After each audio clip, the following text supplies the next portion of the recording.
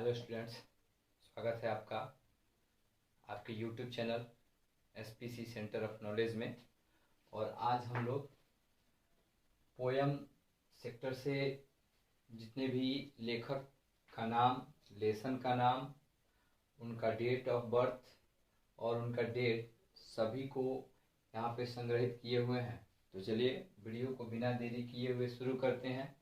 और इस वीडियो में भी हम लोग कुछ नंबर को कवर करेंगे, जैसे आपके ऑब्जेक्टिव में बॉर्न एंड डेट को देता है, यहाँ से ले लेंगे हम लोग।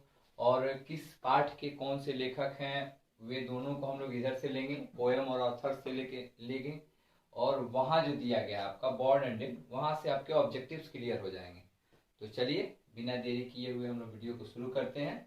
यह जो संग्रहित किया गया है यह पोयम सेक्टर से लिया गया है। तो चलिए, पहला आपका पोयम है sweetest love I do not go. क्या पोयम है? Sweetest love I do not go, जिसके लेखक हैं जॉन डॉन। कौन है? जॉन डॉन, जिन्हें हम मेटाफिजिकल पोएट के रूप में भी जानते हैं। किस रूप में जानते हैं? तो मेटाफिजिकल पोएट के रूप में भी जानते हैं। इनका जन्म 22 जनवरी 1572 ईस्वी को हुआ था और इनकी मृत्यु 31 मार्च 1631 ईस्वी में हुई थी। जॉन डॉन साहब की मृत्यु कब हुई थी? तो 31 मार्च 1631 ईस्वी में। और इनका जन्म तो 22 जनवरी 1572। ज्यादातर आपके बोर्ड एग्जाम में ईस्वी को ही पूछा जाता है, तो वहां से हम लोग उठा लेंगे 1572 यानी 1572। दूसरा जो आपका पोयम है song of my self. Song of my self, जिसके लेखक है वाल्ट विटमैन। लेखक कौन है? वाल्ट विटमैन, जिनका जन्म 31 मई 1819 ईस्वी को हुआ था और इनकी मृत्यु 26 मार्च 1892 ईस्वी को हुई थी। तो वाल्ट विटमैन साहब का जन्म कब हुआ था ईस्वी में पूछा जाएगा तो 1819, और इनका डेट यानी डेथ हुआ था 1892। चलिए अगला पाठ की तरफ हम लोग देखते हैं। तो अगला पाठ है आपका now the leaves are falling fast. पाठ का नाम है now the leaves are falling fast, जिस पाठ के लेखक हैं W.H. ओडेन। कौन है? W.H. ओडेन, जिनका जन्म 21 फरवरी 1907 ईस्वी को हुई थी। कब हुआ था इनका जन्म? तो 21 फरवरी 1907 को। और इनकी मृत्यु हुई थी 29 सितंबर 1973 ईस्वी में। कब हुआ था? तो 1973 में इनकी मृत्यु हुई थी। किनकी? तो W.H. ओडेन साहब की। अगला लेसन की तरफ देखते हैं हम लोग। तो अगला लेसन है आपका टू ऑटोमन यानी ऑड टू ऑटोमन, जिसके लेखक हैं जॉन किट्स। जॉन किट्स का जन्म 31 अक्टूबर 1795 ईस्वी को हुआ था और इनकी मृत्यु 23 फरवरी 1821 ईस्वी को हुई थी। तो ज्यादातर आपके बोर्ड एग्जाम में ईस्वी से ही रिलेटिव को क्वेश्चन दिया जाता है। तो यहां से हम उठा लेंगे 1795 इनका जन्म और इनकी मृत्यु हुई थी 1821। किनकी? तो जॉन किट्स साहब की। चलिए अगला लेसन है आपका एन एपिटाफ। कौन सा लेसन है? An epitaph. तो एन एपिटाफ जो लेसन है, जिसके लेखक हैं वाल्टर डी ला मेयर। लेखक कौन है? Walter de la Mare. आप बड़े ही अच्छे तरीके से याद कर सकते हैं। एन एपिटाफ के लेखक कौन है? वाल्टर डी ला मेयर, जिनका जन्म 25 अप्रैल 1873 और इनकी मृत्यु 22 जून 1956 यानी 1956 ईस्वी में हुआ था। किनकी? वाल्टर डी ला मेयर का मृत्यु जो था वह 1956। और अगर बॉर्न की बात करें तो 1873। Born Walter de la Mare का कब? तो 1873 और इनकी मृत्यु 1956। यह याद कर लेंगे हम।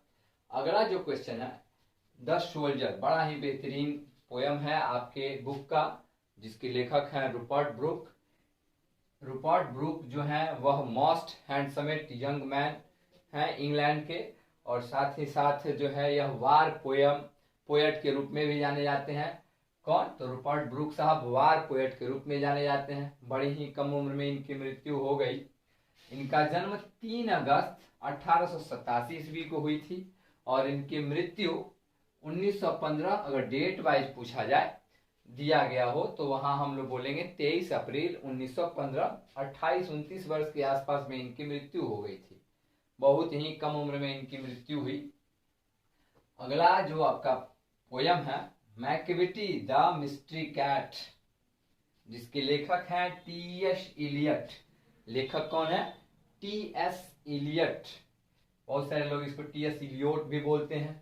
जिनका जन्म हुआ था 26 सितंबर 1888। आप यहाँ पे देख सकते हैं कि अगर बीच में एक जो है W.H. वुडन साहब का जन्म ही 1907 में, नहीं तो 1572 जॉन डॉन का, वाल्ट व्हिटमैन साहब का 1819, जॉन किट्स का 1795, वाल्टर डिलामेयर का 1873, रूपर्ट ब्रूक का 1887 और टी.एस. इलियोट का जन्म जो था वह 1888 ईस्वी को हुआ था, 26 सितंबर 1888। क्रमवार तरीके से भी याद करेंगे तो आसानी से हो जाएगा। 1572 यानी जॉन डॉन साहब, 1819 यानी वाल्ट व्हिटमैन, फिर आ जाएंगे अगर उसके पहले 1795, 1572 के बाद अगर याद करेंगे 1795 तो जॉन किट्स साहब, उसके बाद आ जाएंगे वाल्ट व्हिटमैन तो 1819, फिर आ जाएंगे वाल्टर डिलामेयर तो 1873, इसके बाद आ जाएंगे रूपर्ट ब्रूक तो 1887, टी.एस. इलियट 1888, इसके बाद आ जाएंगे अगर हम W.H. वुडन तो 1907। क्रमवार तरीके से भी याद करेंगे तो याद हो जाएगा बहुत ही अच्छे तरीके से। तो टी.एस. इलियट साहब का जन्म जो है 26 सितंबर 1888 ईस्वी को हुआ था और इनकी मृत्यु 4 जनवरी 1965 ईस्वी को हुई थी। अगला जो आपका लेसन है फायर ही मैन। अगला लेसन कौन है? फायर ही मैन, जिसके लेखक है के.की.एन. दारूवाला। फायर ही मैन के लेखक कौन है? के.की.एन. दारूवाला, जिनका जन्म 24 जनवरी 1937 को हुआ और यह अभी वर्तमान समय तक जीवित हैं। यह अभी 86 वर्ष 86 ईयर्स ओल्ड हो चुके हैं, यानी अभी तक इनका उम्र 86 वर्ष का हो चुका है के.की.एन. दारूवाला का, और ये अभी तक वर्तमान में भी जीवित हैं, जिनका जन्म लाहौर में हुआ था। चलिए अगला क्वेश्चन लेसन जो है आपका स्नेक, जिसके लेखक हैं डी.एच. लॉरेंस। स्नेक के लेखक कौन है? डी.एच. लॉरेंस, जिनका जन्म 11 सितंबर 1885 को हुआ था और इनकी मृत्यु 2 मार्च 1930 ईस्वी को हुई थी। चलिए अगला क्वेश्चन आपका जो लेसन है माय ग्रैंड मदर्स हाउस, मेरी दादी का घर या नानी का घर भी हो सकता है, जिसकी लेखिका है कमला दास। लेखिका कौन है? कमला दास, जिनका जन्म 31 मार्च 1934 ईस्वी को हुआ था और इनकी मृत्यु अभी आज से लगभग 10-12 साल पहले अगर कहें तो 31 मई 2009 ईस्वी को हुई थी। आपके बुक में नहीं दिया गया है जबकि 2009, तो यहाँ पे आप इनका ज्यादातर डेट पूछा जाता है, डेट ऑफ बर्थ तो 1934।